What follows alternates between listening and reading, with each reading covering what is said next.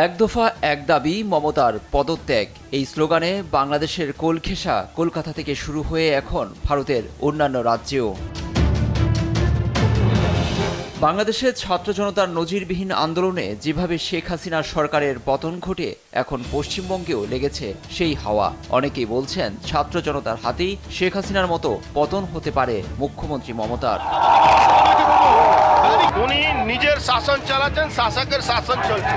মমতা বন্দ্যোপাধ্যায়ের পদত্যাগের এক দফা দাবিতে মঙ্গলবার রাজ্য সচিবালয় নবান্ন পর্যন্ত ঘেরাও করে হাজার হাজার মানুষ। কলকাতার আরজিকর হাসপাতালে চিকিৎসক মমিতাকে ধর্ষণ ও হত্যার বিচারের দাবিতে এই কর্মসূচির ডাক দেয় শিক্ষার্থীদের অরাজনৈতিক সংগঠন পশ্চিমবঙ্গ ছাত্র সমাজ।